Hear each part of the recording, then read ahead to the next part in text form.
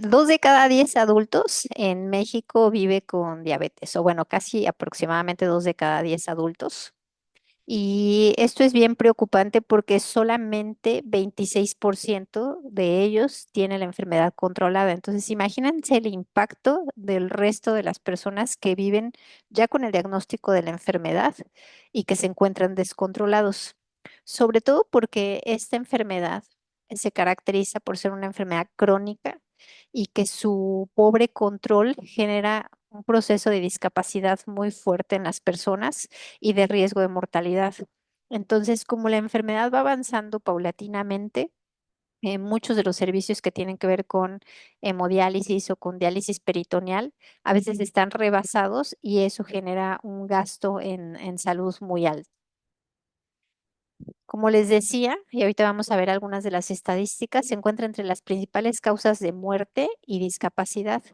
Y normalmente el INEGI trata de tener como sus estadísticas muy recientes y estas las vamos a ver de enero a marzo de este mismo año, del 2024, donde si vemos en el total de las personas adultas, tanto mujeres como hombres, la principal causa de mortalidad fue enfermedades del corazón, pero la segunda, el vivir con diabetes mellitus. Entonces, es tan importante como eso. Y cuando lo vemos dividido por edades, si se fijan, aquí no puse, porque creo que no todos estamos tan jovencitos, ¿no? Pero puse a partir de los 35 años de edad en donde desafortunadamente cuestiones que tienen que ver con agresiones es la primera causa, pero a partir de los 45 años de edad, la causa de mortalidad es diabetes, igual entre el rango entre 55 y 64 años de edad. Después, cuando es más de 65, pasa al segundo lugar y cuando se representa como por la totalidad, ocupa también el segundo lugar. Si nosotros reflexionáramos, bueno, la parte de la mortalidad es muy desgastante en el proceso de que la persona tiene que vivir, pues a veces un asunto de vivir un duelo o un proceso de recuperación después de la muerte de algún familiar. Sin embargo, si analizamos el impacto que tiene la discapacidad en la persona que lo experimenta, o en el cuidador primario, yo creo que pudiera impactar más incluso como en el tejido social que la propia mortalidad de una persona. Entonces, realmente puede llegar a ser muy impactante esta enfermedad. Entonces, ¿qué es la diabetes? Existen diferentes tipos de diabetes. Nosotros ahorita nos vamos a enfocar a la diabetes tipo 2, en donde la persona no puede hacer una utilización adecuada de la glucosa o de la energía que necesitan sus células para vivir, porque no esté produciendo la cantidad suficiente de insulina, que es una hormona que se produce en el páncreas, cuya función es servir como si fuera una especie de llave y abrir la compuerta para dejar entrar la glucosa al interior de las células, o puede ser que si esté produciendo la cantidad suficiente de esa hormona, pero los tejidos sean resistentes al funcionamiento de ella, como si no estuviera sirviendo la compuerta, como si se hubiera perdido el código, como si fuera la llave incorrecta para poder abrir y la persona no puede introducir la glucosa al interior de la célula. Como lo decía, es una enfermedad que es crónica, o sea, va avanzando porque los niveles de glucosa afectan todos los tejidos. Es una enfermedad que produce una inflamación, pero no una inflamación como cuando nos pegamos y se nos inflama en agudo, sino una inflamación crónica. Y esa inflamación crónica pues va deteriorando los diferentes órganos y sistemas. Y se le dice que es progresiva porque la persona va requiriendo de mayor cantidad de medicamentos, a veces para su control o incluso de la utilización de insulina para poder sobrevivir. Entonces, entendiendo que todos necesitamos energía para poder vivir, nosotros la obtenemos a través del alimento.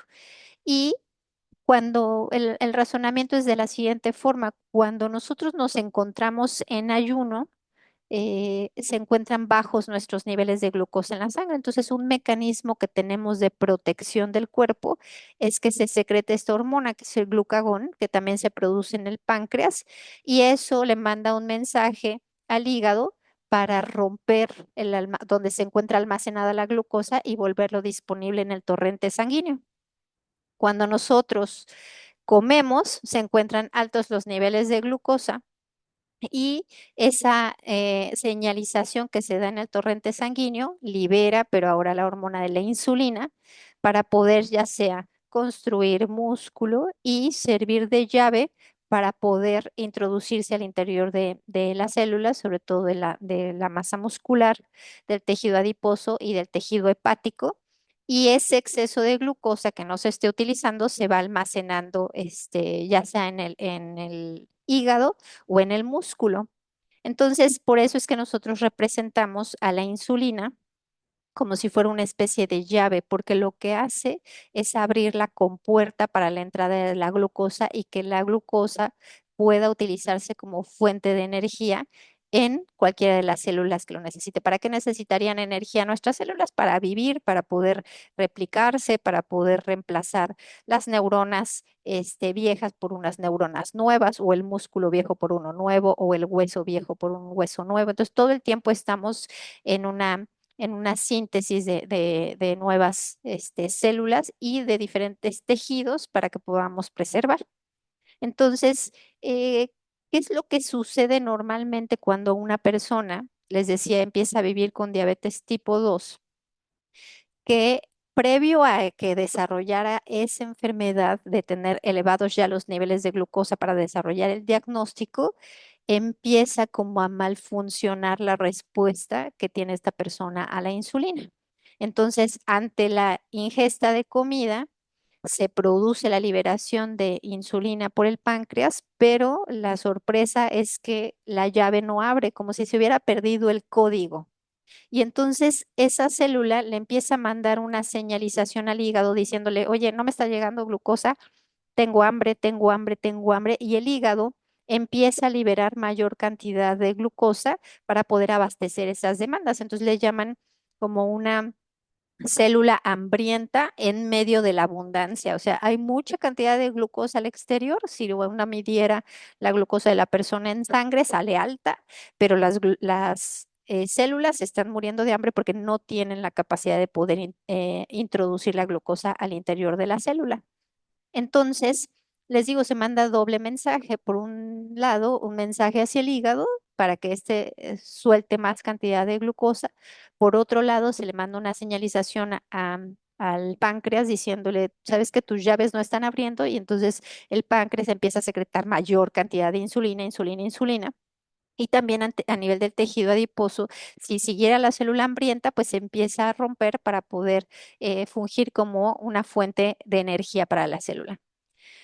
De tal forma que les digo, muchos años antes de que aparezca tal cual el diagnóstico de diabetes, existe como sobreestímulo del páncreas, y normalmente la analogía que hacen es de una persona trabajadora, ¿no?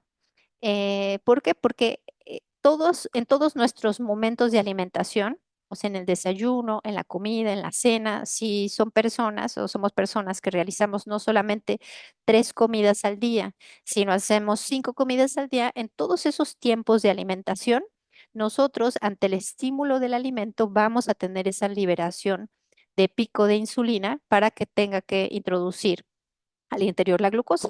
Entonces les digo, la analogía la hacen como si fueran trabajadores. ¿Qué es lo que le sucede a una persona cuando hacen recorte de personal y le dicen, ¿sabes qué? Ya no va a estar este compañero en la empresa, ahora tú vas a asumir también el trabajo que estaba realizando él, ¿no? Y entonces a lo mejor empieza al principio como muy contento de ya tengo más responsabilidades y estoy encargado de más áreas, ¿no? Pero si hacen todavía recorte de personal y siguen sobreestimulando o dejándole un trabajo excesivo, pues ya no lo empieza como a disfrutar tanto. Entonces, esto es lo que le pasa al páncreas. En las fases iniciales, a lo mejor dice, híjole, las compuertas no están abriendo, la insulina no está funcionando, bueno, tengo que producir más, ¿no? Y sigue haciéndolo de manera adecuada. Pero después dice, no, sigue sin entrar la glucosa, necesitamos más insulina, y porque tenemos un estado de resistencia a la insulina muy fuerte. Entonces trabaja todavía mayor cantidad de horas, mayor cantidad de tiempo para poder abastecerlo. Entonces llega un momento en que llega a un estado de burnout, de no poder cumplir con esas demandas que se encuentran en el medio y dejan de funcionar las células beta. Y entonces es cuando se tiene que empezar a utilizar tal cual una insulina inyectada para poderle hacer frente a las necesidades del cuerpo de esa persona. Ahora, les decía, antes de que esto ocurra, ¿no? Estas son las estadísticas. También decíamos que 2 de cada 10 adultos viven con diabetes. Bueno, 2 de cada 10 adultos viven con prediabetes. Entonces, ahorita vamos a ver la diferencia en los diagnósticos. 25% de las personas con prediabetes progresan a diabetes en un plazo de 3 a 5 años. ¿Por qué? Porque lo que les digo, como por historia natural de yo estoy teniendo malas decisiones a lo mejor en los alimentos que estoy eligiendo, tengo mi pico de glucosa y como respuesta ahí va mi páncreas y libera un pico de insulina muy alto y todo el tiempo tratando de hacerle frente y si yo me sigo exponiendo así por un tiempo muy largo, pues puedo ya desarrollar hacia diabetes. Sin embargo, 25% de las personas con prediabetes regresan a niveles normales de glucosa. Entonces, ¿qué es lo que nos interesa? Bueno, ¿qué hacen las personas que logran regresar a niveles normales de glucosa? Entonces, es importante, no porque ustedes se lo tengan que aprender, porque esta es más bien una labor que hacemos nosotros como la parte de medicina, específicamente las personas que se forman como educadores en diabetes o los que son diabetólogos o endocrinólogos, dependiendo de la complejidad en el manejo que tenga la persona que vive con diabetes. Pero para decir que alguien la tiene, puede ser tener una hemoglobina glucosilada igual o mayor a 6,5% o tener una glucosa en ayuno mayor o igual a 126 miligramos por decilitro, o a veces se decide hacer una curva de tolerancia oral a la glucosa en donde a ustedes les van a pedir ingerir 75 gramos de glucosa y los van a tener en el laboratorio durante 2 horas midiéndoles cómo se va comportando su glucosa. Algunos médicos piden a la par la curva de tolerancia oral a la glucosa junto con insulina para ver cómo se encuentra el comportamiento tanto de la glucosa como de la liberación de insulina en el cuerpo. O también se puede hacer el diagnóstico que en cualquier momento del día, ante yo tener síntomas de tener alta la glucosa, como una sed excesiva o estar orinando a cada rato o tener muchísima hambre y de repente me hacen una medición y salgo arriba de 200, bueno, eso ya da automáticamente el diagnóstico de vivir con diabetes. Pero la prediabetes es con valores de 5,7 a 6,4 de la hemoglobina glucosilada o una glucosa en ayunas de entre 100 y 100 y 125 o con estos valores en la curva de tolerancia oral a la glucosa. Con fines prácticos, ustedes que tendrían que saber que al menos una vez al año, o sea, si ya tienen más de 40 años de edad, al menos una vez al año tienen que hacerse estudios de laboratorio. Si ya viven con alguna enfermedad, entonces los estudios tienen que ser cada 6 meses. Y si nunca se han hecho absolutamente nada, y aunque tengan 30 años, 25 años, 12 años, ¿no? Porque ahora desafortunadamente la diabetes tipo 2 en niños está siendo cada vez más frecuente, pero tienen antecedentes de riesgo. ¿Cuáles serían tener antecedentes de riesgo? Que tengan algún familiar directo con diabetes, ¿no? Sus papás, sus hermanos, sus abuelos, con diabetes o que hayan tenido durante el embarazo que se les haya subido la glucosa o que tengan diagnóstico de hipertensión arterial, también es mucho más frecuente la diabetes, o que sean unas personas físicamente inactivas. Y por eso es que yo decido escoger esta plática, porque la inactividad física se considera un factor de riesgo para desarrollar diabetes, o sea, la falta de movimiento. Entonces, la prediabetes puede ser reversible, ¿no? ¿Y cómo lo tenemos que hacer? Aquí ya está la respuesta, ¿no? Una de las estrategias es a través del ejercicio, pero lo que les digo es por esta situación pues tan representativa, por esta diapositiva. Entonces, nosotros, les digo, normalmente comemos y ese alimento viaja como por el tubo digestivo, llega al estómago y de ahí se pasa a los intestinos, se absorbe y nosotros vamos a tener esa elevación de la glucosa que va a poder ser detectada cuando llegue a sangre, a torrente sanguíneo, nuestra glucosa, ¿no? Y esa elevación es lo que le va a mandar una señalización al páncreas para poder producir mayor cantidad de insulina, una secreción de insulina, y que pueda ser captada por los diferentes tejidos. Pero vean lo importante en la distribución de esa captación de glucosa en los diferentes tejidos. El músculo tiene el 80% de captación de la glucosa. ¿Esto qué quiere decir? Que cuestiones tan finas como pasarme todo el día sentado sin activar ese músculo, que no van a requerir una demanda de energética tan importante, ¿no? Que ya hemos dicho en otras ocasiones. El sedentarismo se define como una persona, o más bien en la conducta sedentaria, como una persona que pasa más de 6 horas sentada en su día o en posiciones que sean sentado, semiacostado, recostado, en hamaca o de pie sin moverse o generando un gasto calórico menor a 1,5 metros, que es como se mide en medicina de la actividad física la parte del gasto calórico. Entonces, es gastar muy poquitas calorías.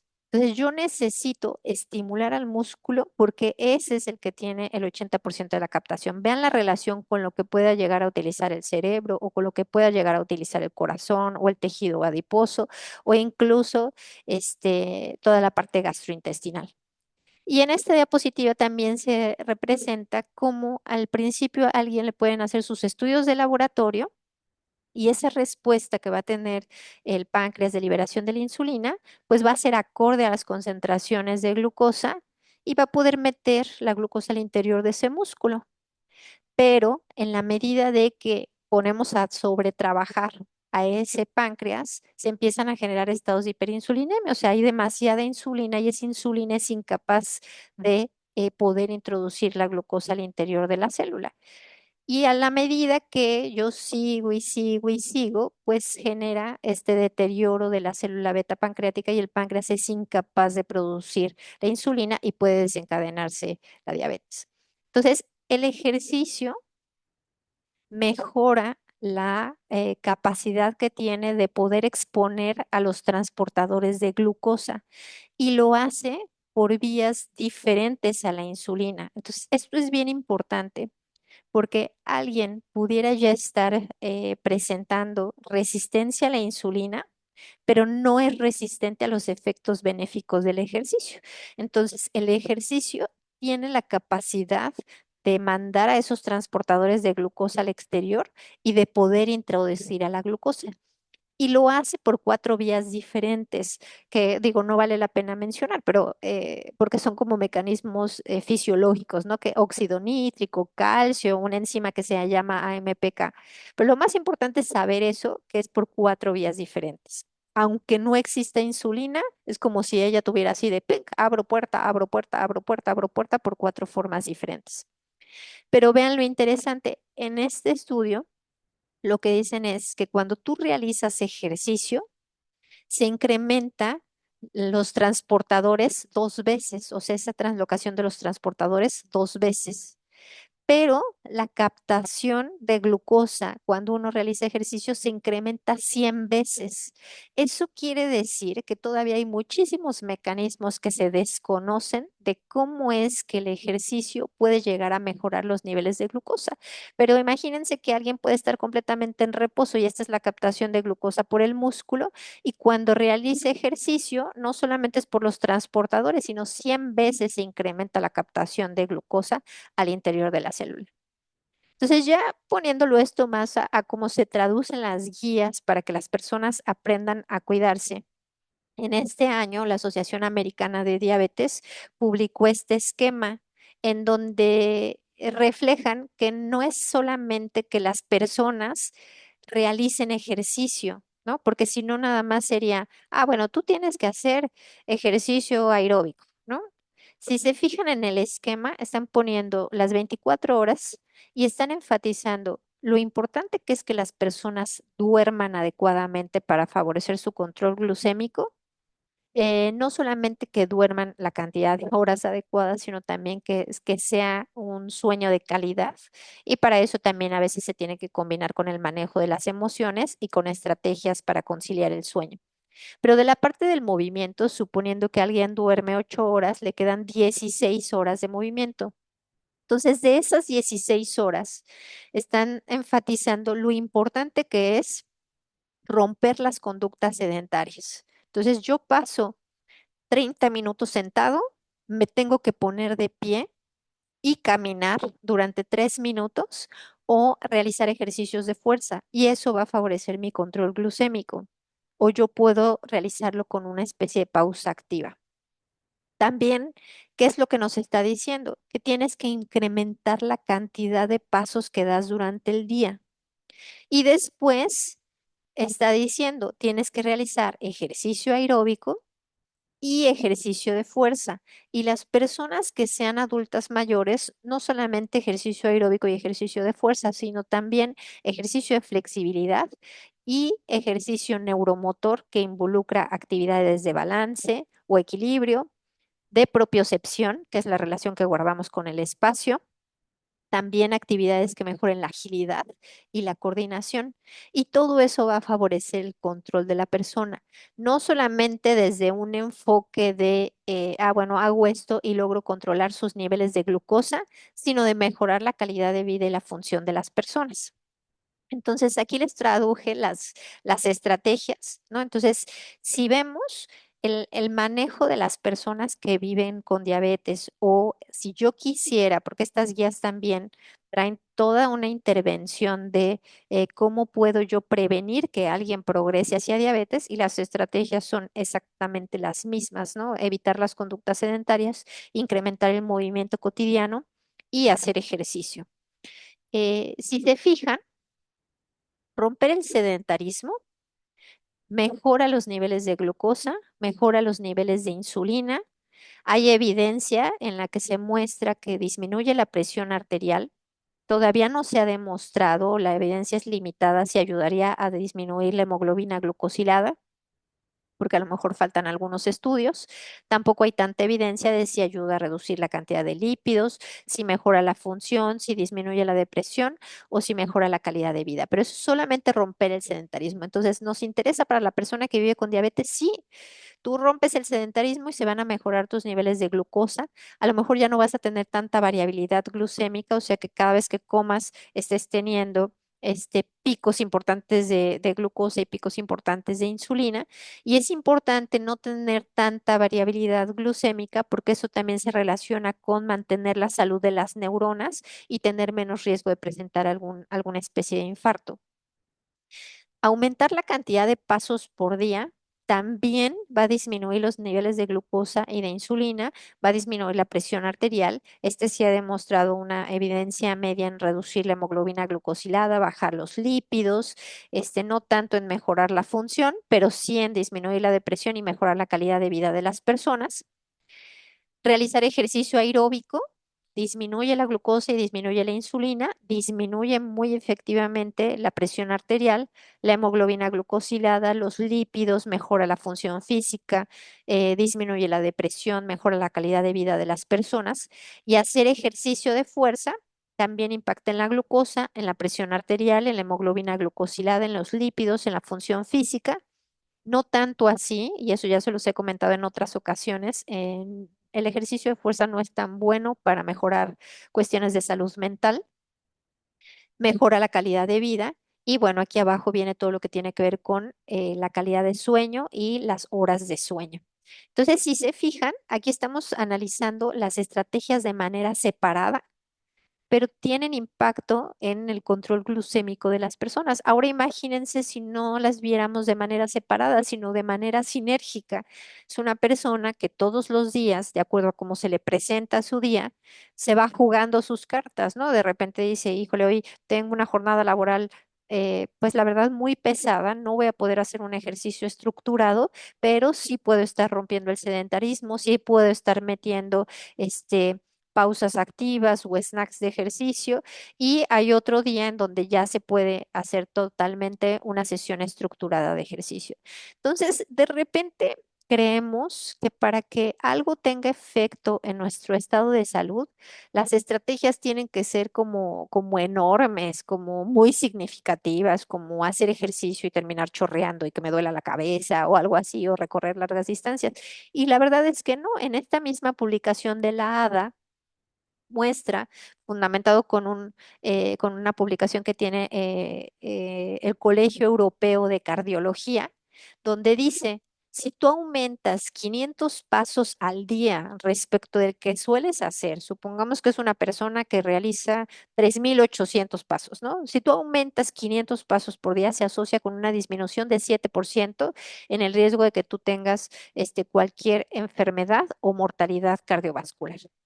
Y si tú aumentas 1.000 pasos por día, esto disminuye en un 15% la mortalidad por cualquier causa. Entonces, no es cosa menor y les digo, ya se encuentra dentro de las recomendaciones de alguien que viva con diabetes. Ahora, cuando estamos hablando de ejercicio en específico, el ejercicio es un tipo de actividad física, pero ya es estructurada, ya es dosificada, ya es planificada y tiene el objetivo de mejorar alguno de los componentes del estado de salud. En este caso, en estas personas, lo que querríamos mejorar sería su control glucémico, porque de eso, digamos, esa es como la base de la enfermedad de vivir con diabetes y por todas estas vías que decíamos de señalización que tiene de capacidad de meter la glucosa al interior de las células, pero no solamente de eso, sino que vuelve sensibles a los tejidos. Entonces, el ejercicio tiene forma de abrir la puerta sin necesitar insulina, pero también mejora la sensibilidad a la insulina en el músculo, en el hígado, en el tejido graso y en los otros tejidos.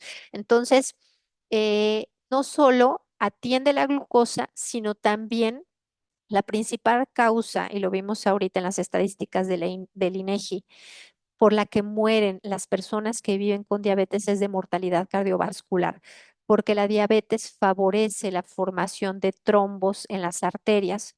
Entonces, la principal causa es por muerte cardiovascular. Entonces, el ejercicio de manera indirecta también es de las estrategias más importantes para mejorar la salud cardiovascular por los efectos que tiene en el vaso sanguíneo tal cual, en regular la presión arterial, que es uno de los principales riesgos cardiovasculares, y también en mejorar la capacidad de contractilidad del corazón mientras nosotros estamos en reposo y mientras nos estamos ejercitando, la capacidad de oxigenación de ese músculo, reduce la grasa que se deposita alrededor del corazón, pero alrededor también de los vasos sanguíneos. No solamente es que los vasos sanguíneos se les vaya cerrando su luz, sino que se les deposita grasa en el tejido periférico y también ayuda a mejorar cuestiones que tienen que ver con sobrepeso u obesidad y por tanto se disminuye el riesgo cardiovascular. Entonces, si me preguntaran, bueno, ¿cuál es el ejercicio más adecuado para una persona que vive con diabetes? Pues depende mucho a quién tengamos enfrente. Porque si es una persona que tiene, aparte de vivir con diabetes, muy deteriorada su función física, conviene que realice más ejercicio de fuerza. ¿Para qué? Para mejorarle su función, como lo veíamos en la tabla. Pero si es una persona que a lo mejor tiene muy incrementado su riesgo cardiovascular y mucha cantidad de grasa a nivel del abdomen o grasa visceral, pues el ejercicio más adecuado sería hacer ejercicio aeróbico y algunos días con ejercicio de fuerza. Sin embargo, esta diapositiva que yo les estoy mostrando es como de las nuevas estrategias que se están demostrando efectivas, que son los snacks de ejercicio. Entonces, los snacks de ejercicio se están estudiando tanto para disminuir el riesgo cardiovascular a través de mejorar la capacidad aeróbica de las personas, como para cuestiones metabólicas, porque están demostrando que disminuyen los niveles de insulina y disminuyen también los niveles de glucosa y de lípidos y mejora la salud del vaso sanguíneo y evita que se vayan formando ahí las placas de colesterol y que no haya tanto estrés a nivel de ese vaso sanguíneo. Entonces, los snacks de ejercicio son múltiples episodios de ejercicio a lo largo del día con duración igual o menor a 1 minuto de intensidad moderada vigorosa y se pueden realizar con ejercicio aeróbico, ¿no? Que podría ser subir escaleras, hacer bicicleta con unos pedales abajo, hacer un movimiento rítmico y repetitivo, como serían los jumping jacks en silla o las metralletas, o caminar en pendiente. Y han demostrado mejorar también esta señalización de pues esos transportadores de glucosa al interior de la célula. Entonces yo hago ese snack de ejercicio y por todas esas vías que yo les decía que tiene independiente el ejercicio, aunque no exista la insulina, yo abro las compuertas y se mete la glucosa al interior de mi célula. Pero no solamente va a mejorar mi salud metabólica, también va a mejorar mi salud muscular. Y al mejorar mi salud muscular, de manera indirecta, yo voy a tener también un control en mi glucosa, porque veíamos que el músculo es el órgano con la capacidad de captar el 80% de la glucosa. Entonces, ¿por qué se habla que una persona en la medida que va envejeciendo tiene mayor riesgo de desarrollar diabetes? ¿Por qué? Pues porque vamos, si no realizamos ejercicio, vamos perdiendo masa muscular y eso nos vuelve susceptibles a tener cualquier, enfermedad metabólica. Lo siguiente que pregunta casi todo el mundo es, bueno, ¿y a qué hora tengo que hacerlo para favorecer mayor control, de mi glucosa? Y aquí en realidad, yo siempre les contestaría a la hora que sea, ¿no? Pero hay estudios hasta para eso. Entonces, lo que se ha demostrado es que si se realiza ejercicio después de comer, puede llegar a tener más impacto en el control glucémico de las personas. Entonces aquí lo que están poniendo es 10 a 20 minutos antes de ese pico de glucosa, alrededor de 15 a 30 minutos después de la comida, ¿no? Entonces la duración de 15 a 30 minutos de intensidad baja a moderada. El tipo, si se fijan, puede ser aeróbico, de fuerza, combinado. Son igual de efectivos. De hecho, hay artículos que para mejorar la hemoglobina glucosilada conviene más hacer el ejercicio mixto de la modalidad. Si se fijan, aquí es donde se siguen como promoviendo, ¿no? Eh, como esas pausas activas o esos breaks activos pueden mejorar los niveles de glucosa de manera similar a cuando yo realizo ejercicio continuo. Y hay publicaciones muy interesantes, desde la de servirá que yo trabaje en un escritorio vertical y en ese artículo a unas personas les dieron el mismo alimento en días diferentes. El primer día siguieron trabajando sentados, el siguiente día trabajaron de pie y lo que se observó es que el pico de glucosa fue menor cuando las personas trabajaron de pie. Después, en diabetes, dijeron, bueno, no solamente vamos a poner de pie a la persona, vamos a ponerla de pie y que camine, ¿no? Y se dieron cuenta que le iba mejor, no al que se ponía de pie, al que se ponía de pie y caminaba, no solamente en el pico de glucosa, sino también en el pico de insulina. Y luego dijeron, bueno, ok, pero no todas las personas se pueden poner de pie porque algunos trabajan en escritorio y su jefe quiere que estén ahí pegados al teléfono, que puedan contestar y que puedan responder a cada necesidad. Vamos a ver si funciona que rompan esa conducta sedentaria con ejercicios de fuerza. Y se dieron cuenta que sí, y en esos estudios a unos permanecieron completamente sentados, ¿no? Y vieron su pico de glucosa y su pico de insulina. Otros se pusieron de pie y caminaron, y el grupo que se quería investigar hicieron ejercicios de fuerza sentados en su silla. Entonces, ¿qué tipo de ejercicio de fuerza yo puedo hacer sentado en mi silla? Yo puedo ponerme una pelota entre las piernas y la puedo aplastar y ya estoy haciendo aducción de cadera. Puedo ponerme una liga amarrando mis piernas y abro las piernas y estoy haciendo abducción de cadera. Puedo agarrar unas mancuernas y hacer curls de bíceps. Puedo agarrar mis ligas y hacer rotación externa de hombro. Es cualquier ejercicio de fuerza y ahí sí estimaron, la duración tiene que ser de 3 minutos. Hubo otros estudios donde dijeron, a ver, vamos a poner a las personas con una pelota suiza, que son estas pelotas grandotas, y en lugar de que estén sentados en una silla, que estén sentados en la pelota y vamos a ver si sirven el control de la glucosa. Y lo compararon con hacer ejercicio estructurado antes. Me voy a caminar 30 minutos, después me la paso trabajando en mi jornada laboral y lo hicieron de intensidad moderada o me la paso sentado y después hago el ejercicio al final del día o estarme moviendo todo el día. Y fíjense que lo más efectivo y por eso tanto rollo que les estoy diciendo ahorita, es que me esté moviendo yo a cada rato. Entonces, ¿qué es lo que refleja esto?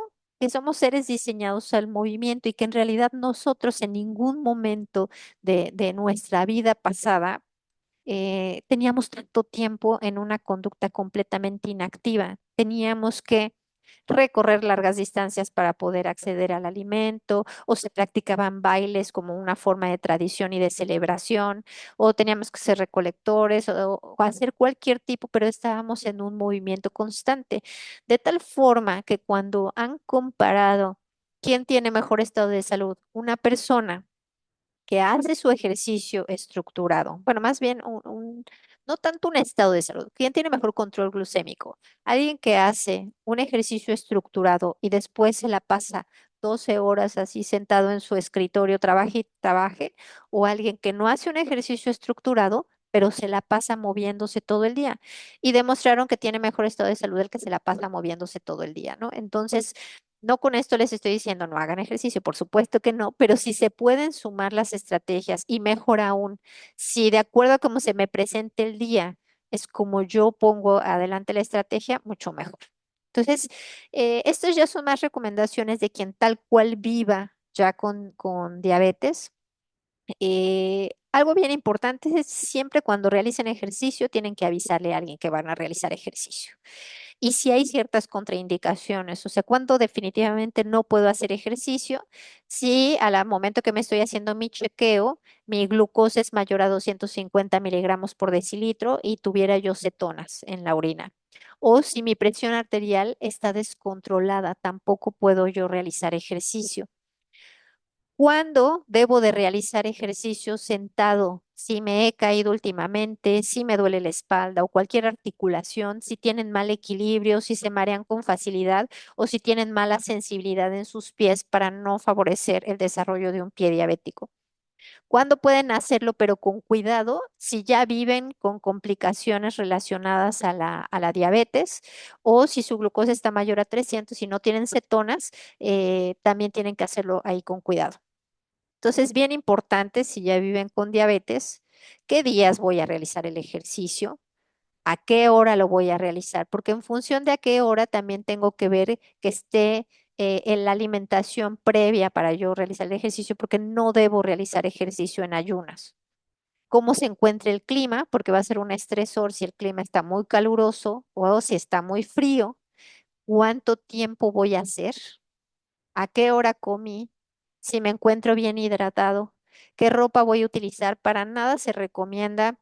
Yo me acuerdo que cuando era chiquita a veces se untaban cremas y luego se ponían como un plástico y luego una chamarra para favorecer la sudoración. Para nada se puede hacer eso porque se puede favorecer procesos de deshidratación. Saber que tengo mis tiras reactivas para mi glucómetro, sí tengo que reducir la cantidad de insulina antes de realizar el ejercicio en función de lo que vaya a durar mi sesión y si es que me estoy aplicando insulina. Hay que medir los niveles de glucosa, ¿no? Entonces, ¿qué me va a decir a mí si necesito comer algo antes de ejercitarme? Si tienen menos de 100 miligramos por decilitro, sí tienen que comer algo que equivalga a 15 gramos de carbohidrato, que sería la mitad de algunas frutas que son muy grandes o una fruta completa. Y si tienen más de 100 miligramos por decilitro, realmente no necesitan nada. Y si van a salir fuera de casa, necesitan preparar su mochila, llevar su agua, llevar sus electrolitos sin azúcar y siempre estar preparados por si presentaran alguna hipoglucemia, ya sea un jugo muy pequeñito, eso solo es de rescate, no es que se vayan a hidratar con eso, o sus tabletas de glucosa. Entonces les decía, lo más importante es elegir la posición, o sea, yo no me puedo poner en riesgo de estar haciendo impacto del ejercicio si no tengo buen equilibrio o si está alterada mi piel o alguna situación. Tengo que escoger bien la modalidad del ejercicio que voy a realizar o tal cual hacerlo acompañado en una sesión de ejercicio. Vigilar la intensidad a la que me queda, ¿no? Saber reconocer que el ejercicio se puede hacer en intensidad ligera, en intensidad moderada y en intensidad vigorosa. En la intensidad ligera normalmente las personas podemos hablar. En la intensidad moderada ya puede decir uno nada más entre 3 y 6 palabras sin necesidad de tomar aire y en la intensidad vigorosa ya el habla es entrecortada. Alguien que vive con diabetes y sobre todo si su enfermedad lleva más de 10 años, se considera con un riesgo alto de tener alguna situación cardiovascular. Por lo tanto, no se recomienda realizar ejercicio de intensidad vigorosa si apenas se están iniciando en el ejercicio. Si ya llevan haciéndolo más de 6 meses, entonces ya se puede realizar ejercicio en intensidad vigorosa. Y sobre todo garantizar la seguridad. ¿Has hecho este ejercicio antes? ¿Sabes cómo hacerlo? ¿Te sientes bien durante el ejercicio? ¿Estás cómodo? ¿Y cuándo deberías de parar? Entonces, esto es en general para todos, ¿no? ¿Cuándo yo debo de parar de hacer ejercicio?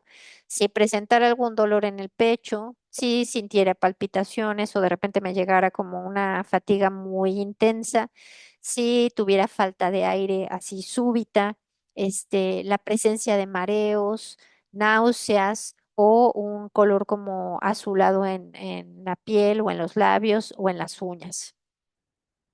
Y bueno, nada más antes de que abramos hacia las preguntas, comentarles eso, o sea, vale la pena siempre saber si sí tengo algo o no lo tengo. Yo sé que existe mucho esta cultura de, bueno, si no te estudias, pues mejor no sabes y entonces no tomas cartas en el asunto, pero más vale saber, sobre todo de este tipo de enfermedades en las que no se siente nada, ¿no? Al menos que ya el deterioro de la persona esté muy avanzado. Entonces, vale la pena hacerse sus estudios de laboratorio, les repito, al menos una vez al año si tienen familiares que vivan con diabetes, por ser mexicanos tenemos un factor de riesgo importante, porque la diabetes es muy frecuente aquí en México. Si están viviendo con sobrepeso, con obesidad, si también tienen hipertensión arterial, si son físicamente inactivos, es bien importante que se hagan sus estudios de laboratorio. Si sus estudios de laboratorio salieran completamente normales, vale mejor la pena indagar en niveles de insulina para que entonces ya tengan su glucosa, su insulina y se les puedan establecer índices para saber si ya viven con resistencia a la insulina. Entonces, vivir con resistencia a la insulina a veces es un paso previo a ya tener el diagnóstico de diabetes. Entonces, dejo de compartir y ya estoy abierta hacia las preguntas.